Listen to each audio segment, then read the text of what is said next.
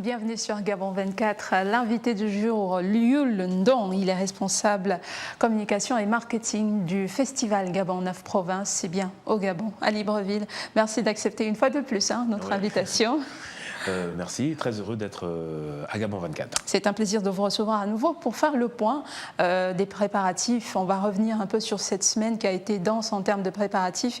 Et bien sûr, c'est dans quelques heures seulement le lancement effectif de cette troisième édition du Festival Gabon 9 Provinces. Alors, sur le point des préparatifs, déjà côté artiste, on peut commencer par là. Côté artiste, tout est quasiment prêt. Non, on va dire que tout est prêt. Les listes ont commencé à être publiées ce matin dans le journal L'Union, en ce qui concerne les trois provinces. L'engouement artistique a été très dense, près de 1200 artistes inscrits. Et la sélection qui a été faite, une sélection rigoureuse et qui a été gérée par une commission artistique qui s'est basée sur les critères de sélection.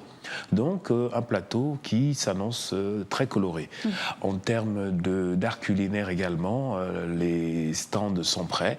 L'ouverture c'est dans quelques heures, donc on invite massivement le public à venir au boulevard Jean-Paul II assister à cette troisième édition. Alors en termes de catégories, on a combien de catégories en général qui sont représentées pour ce festival ? En ce qui concerne le spectacle artistique représentatif de la province, il y a donc la catégorie tradi moderne, musique urbaine, variété et bien sûr tous les ténors, sans oublier les danses traditionnelles. D'accord.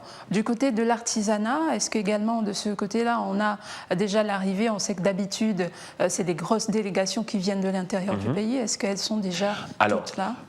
En termes d'artisanat, il y a quelques représentants de chaque province qui ont effectué le déplacement, qui arrivent au fur et à mesure que l'on avance dans les jours des programmations. L'Estuaire et le Moyen-Ogooué, les trois premières provinces sont déjà là.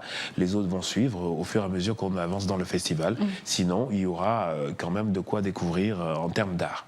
Et en termes d'attente cette année, vous avez quelques chiffres des personnes attendues, du nombre de...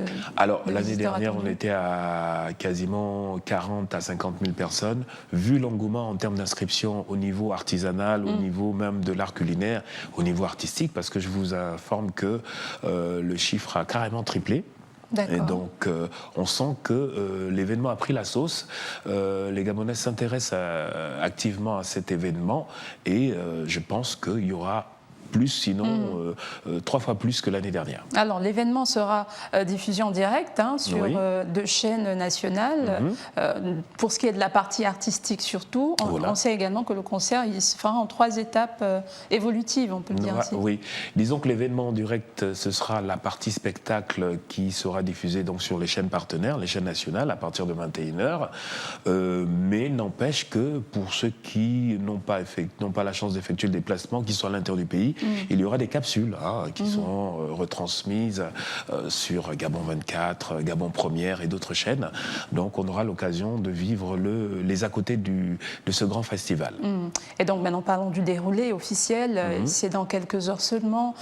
Quelles sont les différentes étapes ? Alors déroulé officiel, démarrage dans quelques heures avec donc la coupure du ruban du festival qui sera faite par les officiels, représentés au niveau par Monsieur le Premier ministre, chef du gouvernement, accompagné bien sûr du ministre de la Culture et des autres membres du gouvernement. Ensuite, il y a la visite des stands, parce que c'est tout le boulevard Jean-Paul II qui sera jonché de stands, d'expositions, la visite du village des enfants, parce que je tiens à signaler qu'il y a un village des enfants qui a été fait à l'occasion où tous les jeunes peuvent venir s'amuser, vraiment passer du temps en famille, déguster ce que les enfants aiment. Et puis il y a la partie festive, donc les concerts, les animations au sol, avec des groupes traditionnels tout au long de la grande avenue là, du boulevard, et puis le soir, le grand concert. Et donc, on parlait tout à l'heure de déploiement de la presse, des mesures particulières sont prises également de ce côté-là. On a aussi l'engouement même. On parle d'engouement artistique et bien sûr des exposants, mais également de la presse. Aujourd'hui, on est très content que les médias nous accompagnent dans cet événement.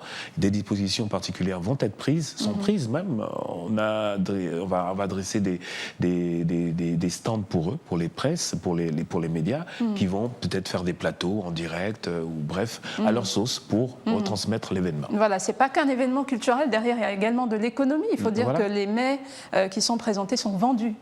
C'est également une sorte de marché. Voilà, si des vous marchés, voulez. on donne la chance aux personnes, parce qu'il faut dire que les stands sont totalement gratuits.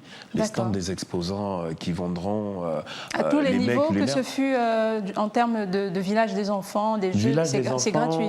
Le village des enfants, je ne sais pas trop, je ne m'avance pas trop, mais je pense que s'il y a quelque chose à payer, ça va être symbolique. Mais en ce qui concerne les stands, les dames qui se sont inscrites pour avoir des stands de vente de nourriture, c'est totalement gratuit. Elles ont adhéré, il fallait être la première, il fallait s'inscrire. Donc c'est clôturé aujourd'hui, il n'y a plus rien à faire, ça ne sert à rien de venir avec sa nourriture et d'insister. Oui, c'est clôturé depuis le 27 juillet. En tout cas, les dames sont en train de s'activer. Tout à l'heure, vous aurez l'occasion, vous qui nous regardez, à passer là-bas et manger des mets des différentes provinces à des prix intéressants. Voilà, donc juste un rappel, peut-être pour ceux qui ne connaissent pas l'événement, ou qui le découvrent pour la première fois, l'ordre de passage des provinces, si vous voulez. Alors, ça commence aujourd'hui. Aujourd'hui, on commence par le G1. L'estuaire. Voilà, l'estuaire, G1, estuaire, G2 au Togoué, ainsi de suite, jusqu'au G9 au Wollentem, pendant 9 jours, jusqu'au 16. Le dernier jour qui semble très attendu. Hein. Très attendu, mais il faut dire que les autres provinces, La bataille sera rude cette année. Ça va être rude. Je sens qu'il y a, dans les coulisses, il y a beaucoup de provinces qui se sont activées aussi également. Le G2, on parle du G7, on parle même du G6. On attend du monde.